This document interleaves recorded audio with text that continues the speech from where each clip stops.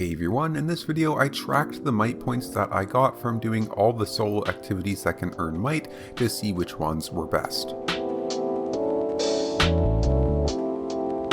So I'm going to start off with corrupted dungeons because they work in a little bit of a different way than the other activities.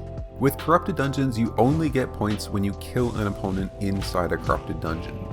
So basically, the amount of might that you get per hour is going to heavily depend on both how good you are at PvP and what your build is. For Stalker Corrupted Dungeons, you get 185 might points each kill, and for Slayer Corrupted Dungeons, you get 226 might points for every kill.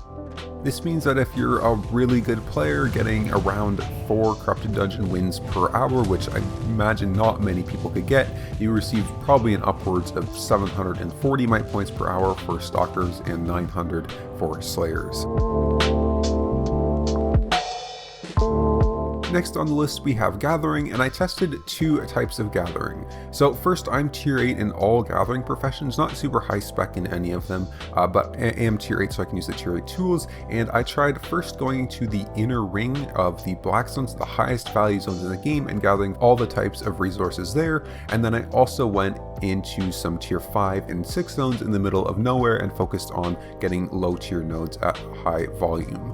So for the high tier gathering in the inner ring, I was averaging around 961 might per hour, so right around the 1k mark.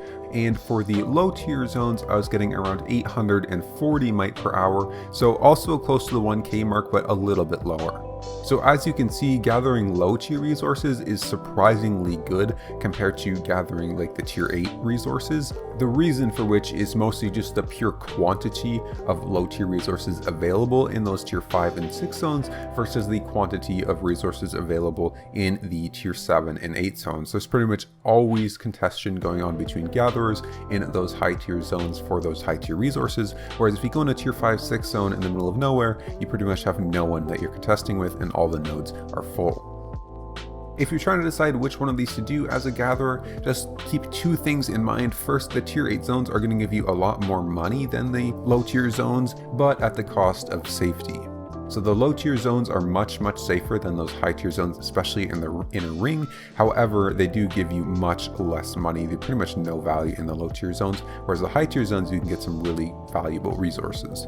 Second of all, the special nodes that spawn, you're not really going to get many in the high tier zones as they'll all be contested, whereas in the low tier zones you can often find them to yourself. And these special nodes are a really good source of might because even if they're low tier, if they're like 5.2, they still give quite a bit of might for the entire thing. Similar to gathering, we also have fishing that you can do, and this one was the hardest one for me to get an estimate number on because I'm only tier 6 fishing. So I asked around a bunch to see what other people were getting and then tested it myself and did a little bit of math to get an estimate. So it seems like at the very best, the very top amount you could get would be around 1k might per hour. However, much people reporting significantly lower numbers than this. If you're tier 8 fishing, I would say you could expect anywhere between 500 might per hour and 1k might per hour if you're doing it in the high tier zones. However, because of the way that fishing works compared to other gathering professions, doing this in low tier zones with tier 8 fishing wouldn't be as good as doing it with the other gathering professions, simply because of how the way you fish, and so I wouldn't suggest going in low tier zones unless you only have low tier fishing. Either way, fishing seems pretty easily comparable to the other gathering professions in that the might points are pretty similar.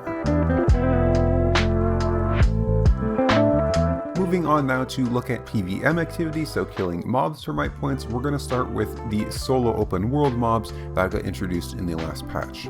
So if you haven't seen it, I did an entire video dedicated to killing these mobs and looking at might and fame and money and all that sort of stuff, so I'd highly suggest checking it out if you want a little bit more detailed on it, but it seems like my estimates, you get around 3k might per hour doing these mobs, up to around maybe 4k if you're really efficient.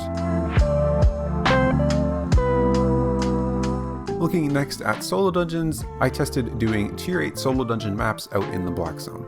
So I will quickly note I didn't use the fastest solo dungeon clearing build for this because I wanted to keep it even between all the PvM activities, so I used the same battle axe build that I did for the solo open world, so it isn't quite the fastest for solo dungeons, but it's not too bad.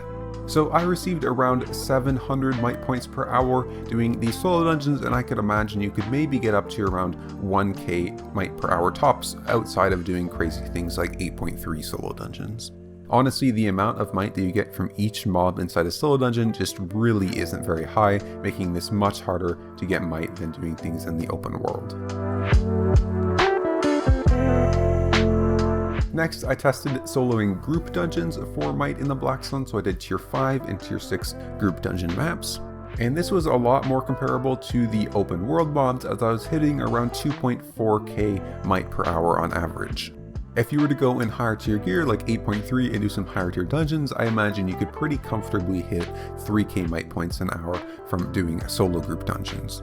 Now, just quickly comparing the soloing group dungeons versus the soloing open world mobs, they're pretty comparable in might. Soloing the open world seems to be a little bit faster per hour, however, it's probably a little bit more dangerous, so there seems to be that little bit of trade-off. If you want a little bit more safety, you can go inside of a group dungeon, which is a little bit safer, unless diving becomes a lot more popular with the new patch.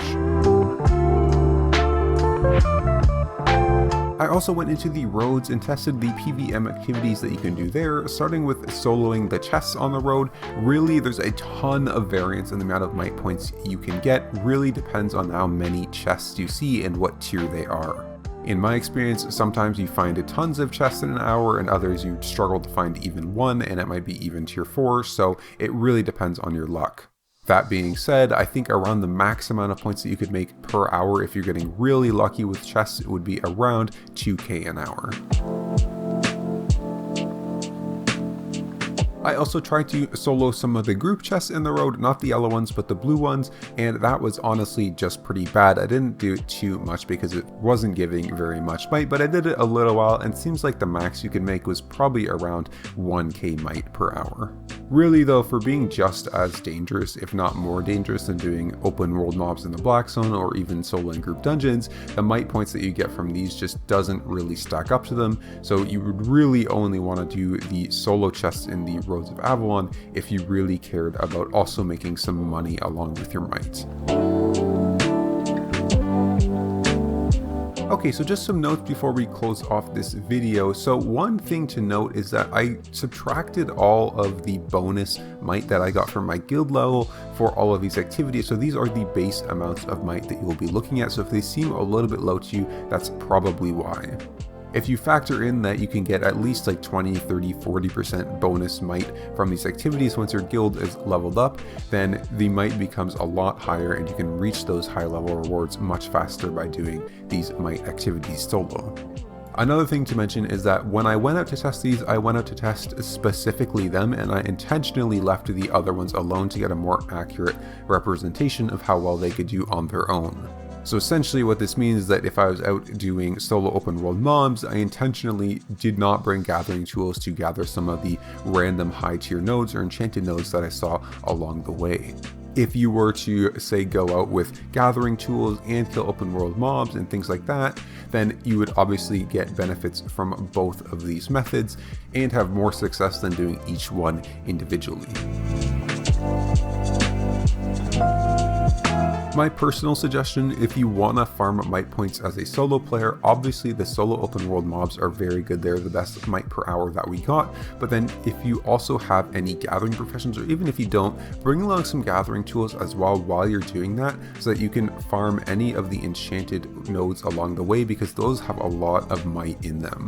This is especially important if you're in like a tier 6 zone in the middle of nowhere and one of those special nodes spawns in the zone. It's like 6.2. That's a ton of might that you can also just get on top of the mobs that you're already doing to really accelerate that might gain even more.